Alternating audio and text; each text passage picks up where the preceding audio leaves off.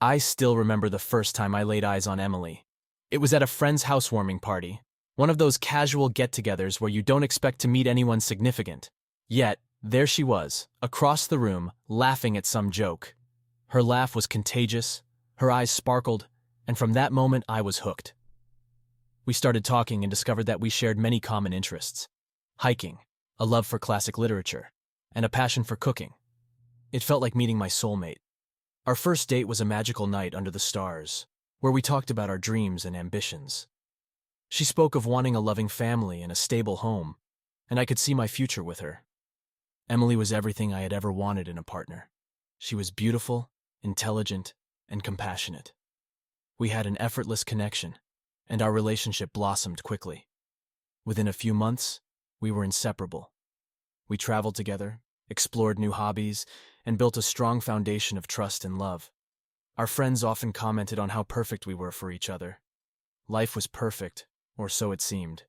Our wedding day was the happiest day of my life. We had a beautiful ceremony at a quaint little church surrounded by our closest friends and family. Emily looked stunning in her white gown, and I couldn't believe how lucky I was to be marrying her. We exchanged heartfelt vows, promising to love and cherish each other for the rest of our lives. The reception was a joyous celebration, filled with laughter, dancing, and love. I remember feeling like I was on top of the world, convinced that our love was unbreakable. After the wedding, we settled into our new life together. We bought a charming house in the suburbs and started talking about our plans for the future. We often sat on our porch, dreaming about the children we would have and the vacations we would take. Emily was my best friend, my confidant, and my partner in everything. I was blissfully happy, completely unaware of the storm that was brewing. The first few years of our marriage were wonderful. Emily and I were deeply in love, and our bond grew stronger with each passing day. We enjoyed spending time together, whether it was hiking in the mountains, cooking elaborate meals, or simply lounging on the couch with a good book. We supported each other's dreams and ambitions, always encouraging one another to be the best versions of ourselves. I felt incredibly fortunate to have found someone who understood me so completely. Emily had always been ambitious, and her career was important to her. She worked hard, often putting in long hours, but I admired her dedication and drive. I too was focused on my career, and we both made sacrifices to ensure that we could build a stable and comfortable life together. We talked about starting a family, and while we weren't in a rush, we both looked forward to the day when we would become parents. One of our biggest projects as a couple was finding and renovating our dream home. We spent countless weekends visiting open houses and scouring listings online.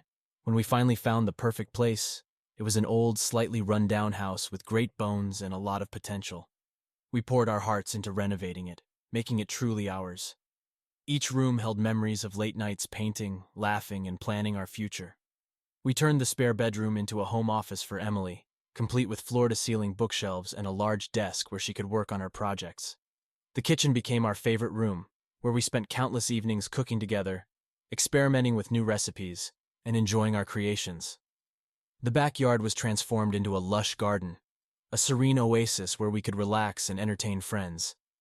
The first seeds of doubt were planted subtly. Emily's behavior began to change. She started working late more often, her phone became an extension of her hand, and she seemed distant. I told myself that I was being paranoid, that the stress of her new promotion was just taking its toll. Yet I couldn't shake the feeling that something was off. I began to notice little things, like how she would quickly close her laptop when I entered the room or how she seemed more preoccupied than usual. I tried to brush it off, telling myself that it was just a phase, but the unease in my stomach persisted. Dear viewers, more than 90% watch my content without subscribing. If you still have not subscribed, then I ask you to do so.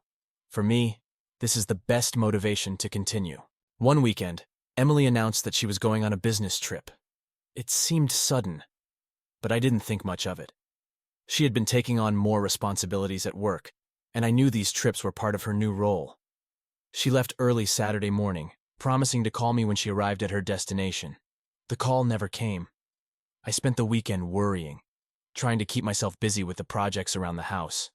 When I finally reached her on Sunday evening, her explanation was vague. She said she had been caught up in meetings and didn't have a chance to call. Her tone was apologetic, but I couldn't shake the feeling that she was hiding something. One evening, we were having dinner and she seemed particularly distracted. I asked if everything was okay, and she assured me it was just work. Yet, I couldn't shake the feeling that something was wrong. I decided to confide in my best friend Mark, who had always been my rock. Mark and I had known each other since college, and he was the one person I could always count on for honest advice. When I told him about my suspicions, he suggested that I keep an eye out, just to put my mind at ease. Mark's suggestion made sense, and I started paying closer attention to Emily's behavior. I didn't want to jump to conclusions, but I also couldn't ignore the nagging feeling that something was amiss. I noticed that she was more secretive with her phone, often taking calls in another room or texting late into the night. She also started going out more frequently, claiming that she was meeting up with friends or attending work functions. I tried to give her the benefit of the doubt, but the growing list of inconsistencies made it difficult. A few weeks later, I stumbled upon the first concrete clue. Emily had left her laptop open on the kitchen counter, and an email notification popped up. I glanced at the screen and saw a message from someone named Chris. The tone of the email was overly familiar, and it didn't seem like a typical work correspondence. My heart pounded in my chest as I read through the exchange, noting the flirtatious undertones. It was clear that there was something more than just a professional relationship between them. I felt a wave of nausea wash over me. Could this be the confirmation of my worst fears? I decided not to confront Emily just yet. I needed more evidence before I could accuse her of anything. I began to monitor her more closely, paying attention to her comings and goings, and discreetly checking her phone when she wasn't around. Each new piece of information only added to my growing sense of dread. As my suspicions grew, I realized that I couldn't handle this alone. I reached out to Mark, explaining what I had found and how I was feeling. He was shocked and sympathetic, offering to help me get to the bottom of things. Mark suggested that we follow Emily one evening when she said she was going out with friends. It was a drastic step, but I needed to know the truth. That night, Emily said she was going out with friends for a girls' night. I told her to have a good time and tried to act normal, but my heart was pounding in my chest. As soon as she left, Mark and I got into his car and followed her. We kept a safe distance, not wanting to be seen. Emily drove to a high-end club on the other side of town, a place she had never mentioned before. My stomach churned as I watched her walk inside, wondering what I would find. Mark and I parked the car and waited for a while before deciding to go in. We entered the club, scanning the crowd for any sign of Emily. After a few minutes, I spotted her in a secluded corner, talking animatedly with a man I didn't recognize. They were laughing and flirting, and the sight of them together made my blood run cold. I felt a mix of anger, sadness, and betrayal wash over me as I realized that my worst fears had come true. I knew I needed proof, so I discreetly took out my phone and snapped a few pictures of them together. Mark did the same, making sure to capture the intimate moments between Emily and this stranger. It was painful to watch, but I knew it was necessary. I needed undeniable evidence to confront her, and to have something solid if it came to that. We stayed at the club for a while, gathering as much information as we could before quietly slipping out.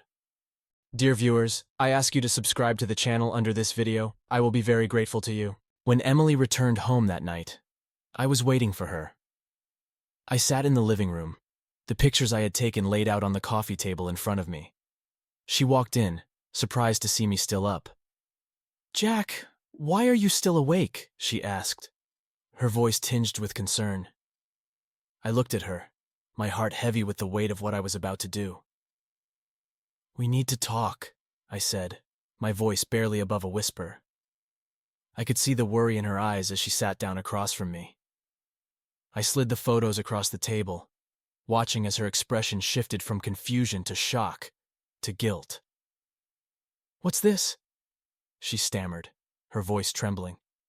"You tell me," I replied, my tone cold and distant. "Who is he, Emily?" She looked down at the photos, unable to meet my gaze. For a moment there was silence, and then she broke down, tears streaming down her face. "I'm sorry, Jack," she sobbed. "I didn't mean for this to happen. It's just, I've been feeling so lost and unfulfilled." Her words cut deeper than any knife. It wasn't just about the affair. It was about everything I believed we had.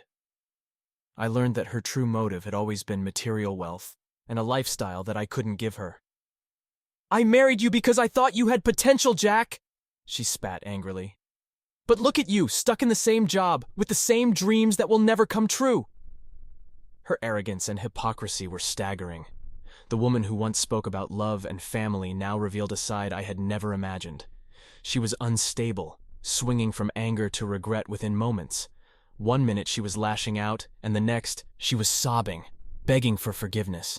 It was a chaotic and emotionally intense confrontation, one that left me feeling drained and hollow.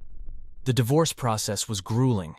Emily fought for every penny, her true colors showing as she prioritized material wealth over the years we had spent together. The legal battles were bitter, each court appearance feeling like a stab to the heart. She demanded more than her fair share, arguing that she deserved it for putting up with me all these years. It was a side of her I had never seen before, and it broke my heart to witness how far she was willing to go for money. I moved out of the house, staying with Mark for a while as I tried to piece my life back together. The loneliness was overwhelming, and I found myself questioning everything I had ever believed about love and trust. The house, once filled with so many happy memories, now felt like a place of betrayal and pain. I couldn't bear to stay there any longer, so I let her have it, along with most of our belongings. It wasn't worth fighting over material things when my heart was already shattered. The divorce didn't just affect me. It rippled through our circle of friends and family. Many were shocked by the news, unable to believe that the perfect couple they admired was falling apart. Some friends took sides, while others tried to remain neutral, creating an uncomfortable tension in our social circles. My parents were devastated, having grown close to Emily over the years. They struggled to understand how things had gone so wrong, and their pain added to my own. Mark, ever the loyal friend, stood by my side through it all. He became my confidant, my anchor in the storm. He listened patiently as I vented my frustrations, offering advice and support. His unwavering presence was a lifeline, helping me navigate the emotional turmoil of the divorce. The emotional toll of the divorce was immense. I struggled with feelings of inadequacy and self-doubt, wondering if I had somehow failed as a husband. Nights were the hardest, lying awake in the dark, replaying every moment of our marriage in my mind, searching for answers. The betrayal cut deep, leaving scars that would take a long time to heal. Therapy became a crucial part of my recovery. Talking to a professional helped me process my emotions and understand that the blame wasn't solely mine. The therapist helped me see that Emily's actions were a reflection of her own issues, not my shortcomings. It was a difficult realization, but it was also the first step towards healing. Slowly, I began to heal. Therapy helped, as did the unwavering support of friends and family. I started focusing on myself, rediscovering hobbies that I had neglected during my marriage. I began hiking again, finding solace in nature's beauty. Each step on the trail was a step away from the pain. I found comfort in the simple things, like the sound of birds chirping or the feeling of the sun on my face. These small moments of peace helped me find my way back to myself. Mark was instrumental in my recovery. He dragged me out of the house, got me to socialize, and reminded me that there was still a world outside my pain. He even encouraged me to take a cooking class, something Emily and I had once loved to do together. It was difficult at first, but gradually, I started to enjoy it. I found that cooking was a way to express myself, to create something beautiful out of the chaos of my emotions. As the months passed, the wounds began to close. I found strength in my solitude and started to enjoy my own company. The dreams I once had with Emily transformed into personal goals. I decided to travel, something I'd always wanted but had put off for our future together. I visited new places, met new people, and slowly began to rebuild my life. During this period of self-discovery, I found new passions that brought me joy and fulfillment. I took up painting, something I had always been curious about but never pursued. It started as a way to distract myself, but soon it became a therapeutic outlet. The act of creating something from nothing, of expressing my emotions through colors and strokes, was incredibly cathartic. I even joined a local art group, where I met others who shared my passion and made new friends. I also got involved in volunteering. Giving back to the community helped me gain perspective and reminded me that there was still goodness in the world. I spent weekends at a local animal shelter, helping care for abandoned pets. The unconditional love of the animals was healing, and knowing that I was making a difference in their lives brought me a sense of purpose. One day, months after our divorce was finalized, Emily reached out to me. She sent a long, apologetic email, expressing regret for how things had ended and asking if we could meet to talk. Part of me wanted to ignore her, to leave the past in the past, but another part of me needed closure. I agreed to meet her at a cafe we used to frequent. Seeing Emily again was surreal. She looked the same, yet different, as if the weight of her choices had aged her. We sat down and talked, and she apologized for everything she had done. She admitted that she had been chasing a life she thought she wanted, only to realize too late that it wasn't what truly mattered. Her words were sincere, and for the first time, I saw genuine remorse in her eyes. I listened, and when she was done, I told her about the pain she had caused me and how I had struggled to rebuild my life. It was a difficult conversation, but it was also necessary. We parted ways on better terms, and I felt a sense of closure that I hadn't realized I needed.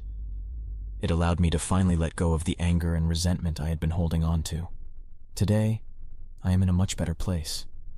I have a fulfilling career, a loving support network, and a renewed sense of self.